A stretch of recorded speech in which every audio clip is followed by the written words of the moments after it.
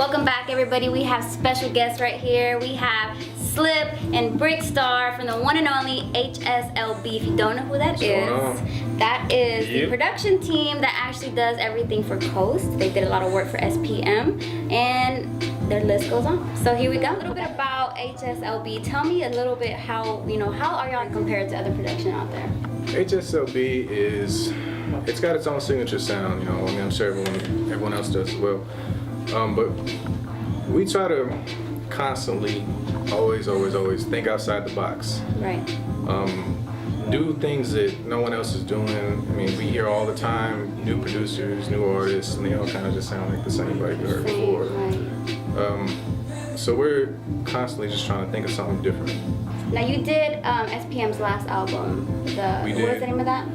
The Last Chair Behind Us. Now the H.S.L.B. itself as a company didn't produce that album, but y'all did a lot of work on it. We did help produce it. We did the engineering work, all the editorial work for that, along with Jaime Payne Ortiz, Dan Workman from Sugar Hill. That we pretty much just put that whole thing together and made it happen. You have a different sound, I have to say. A lot of people think, when they think of Houston, they think of hip hop, think of rap, but little do they know Houston does have a lot of rock coming out of the city, and they do have a lot of hip hop. So I like the way y'all kind of put those together and blend those two. Believe it or not, I mean, Houston has such a huge underground scene. When I say underground, I don't mean just rap, hip hop. There's a lot of artists, and it kind of varies depending on what side of the town you're in. Right. And it's crazy. Houston's so big that you can come out of the north side and go to a whole different feel. Exactly. And I mean, like me and Brick, we have two totally different backgrounds. In fact, quite the opposite. Completely. Can't you tell? I mean, yeah. People tell us all the time, like, how are y'all hanging out? I mean, me and him, I've known him since high school. Yeah. And crazy. What high school y'all go to? MacArthur. Northside. Northside, yep. Yeah. And like I said, it's just me and him are yin and yang, total opposite. But when it comes to music, right, we just make our own sound out of it. So how does that go? Like yin yang, y'all two different type of people. Y'all bump heads in the studio. I guess it's kind of one of those natural grounds of opposites can attract. I mean, I come from a metal industrial background, playing a lot of rock music growing up listening to things like Kiss, listening to underground music as far as like the industrial scene. People have a different take on electronic music meets the heavier music, and that's kind of what the industrial scene was. I grew up in that, being 14, 15, 16.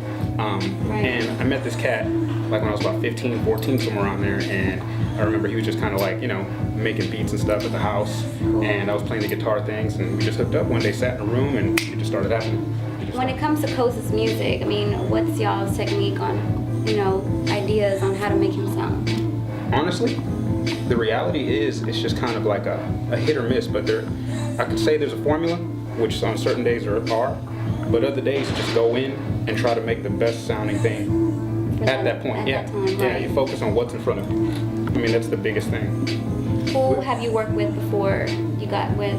Oh man, let's see.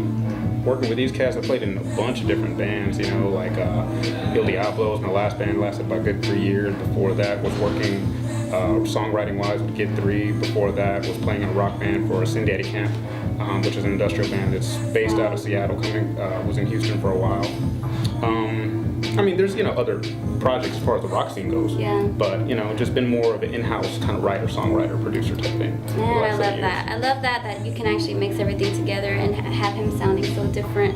On his new album that's coming out, which everybody's anticipating and waiting for it to come out, but y'all are so perfectionists, because I've been in the studio with them, and they are super, super perfect, and I love the way they have all the instruments there, totally different feel. Tell me a little bit about, like, how different is it for, the people out there that want to buy beats and get their production made, the difference between having it all engineered onto a computer or versus instruments, what's better? I have to say the organicness of it. You're looking at something that is, digital to complete organics. You're taking real bass players that take time. They have to sit in. They have to track it individually. They have to go over it time and time again. You know, play to metronomes, play to click tracks. It's a very timely thing. It's not like a click and drag like you'd be used to in a regular setup where you're just making beats. You know, you could just drag, drop your drums or whatever. But when you're dealing with actual musicians, you know, your keyboard players have to be on time. Everybody's got to come together. Like an orchestra. You know, basically, you know, it's very orchestrated. So bands, when they're rehearsing for those things, are going to come in and lay these tracks. They have to get together for months on end for one song to be recorded. And then it's going to take weeks upon that number just to make that happen for a single song. What do you feel about the people right now that are making beats just on the computer at home, and like it takes them about an hour to make a hit song? What do you feel? I mean, you can always tell when that happens, or at least I can. But there's nothing wrong with it. I mean, that's how people start. That's how I started.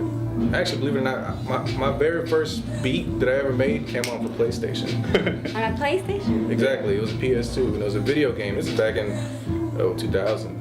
99. That was the very first beat that I ever made, and I was just a young kid in high school. And it was a summer vacation. I was bored and went to Blockbuster. It was like, hey, what the hell is this? Oh, that's so Took it cool. home and I started making beats, and then from there I was like, dang. And not too much longer is when I met him, and then things just kind of naturally been coming together ever since. But for people who just buy a random keyboard or buy whatever so-and-so software and just start making beats out of it within an hour, I mean, you can always tell the quality of it. Yeah. Because a lot of people depend on presets or just things that came with that program or whatever, and they just kind of make a beat, put it on whatever website to sell it on, or with SoundClick or something like that. Put it on these little websites, and then they just sell it real quick, release them out. And there's nothing wrong with it. I'm not knocking the hustle, but I'm just saying you can always tell that that's where they stopped. Yeah. When you can take it a step further and do more to it, you know what I mean? Why stop there? When there's so much more inspiration where you can pull in. If you know some people, like Rick's a guitarist. He's my go-to guitarist. Oh, yeah. He's gonna be so. Eddie DeVille is our go-to DJ. You know, everything. And whenever we feel, like whenever I'm making a beat, I'm thinking, okay, I got this cool guitar track going. I'm an okay guitar player, but I'm not him. Yeah.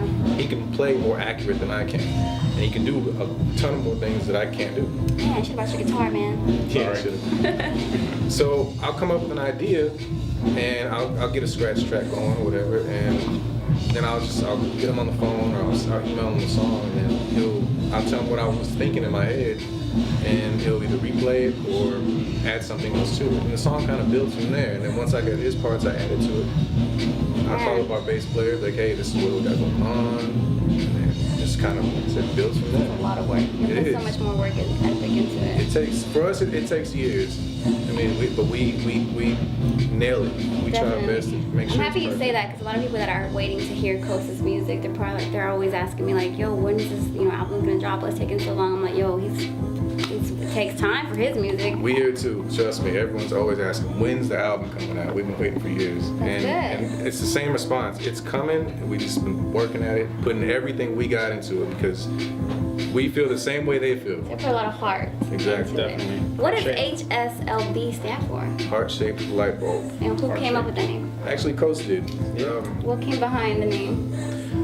Coast had this idea, and prior to him approaching us with this idea, me and Rick were already making beats. This was shortly before. No, it was after the first Thinking Out Loud mixtape that Coast did. He approached us with this idea, and prior to that, me and Rick already got together and started making a different type of sound we wanted to work on. And it was a softer kind of sound than the average, aggressive hip-hop rap type song. Right. So we had this idea, and the beat was done already, and then it might have been a few months afterwards, Coast had just approached us saying, hey, I got this idea, I want to try something different. And I want to make this type of sound. And he kind of described it to us, and he said, I want to make this out of it. I want to make a team out of it. Not necessarily a band, but a team, just this thing, this machine that we run. And he said the name of the idea was the heart-shaped light bulb, and we're like, dang, okay.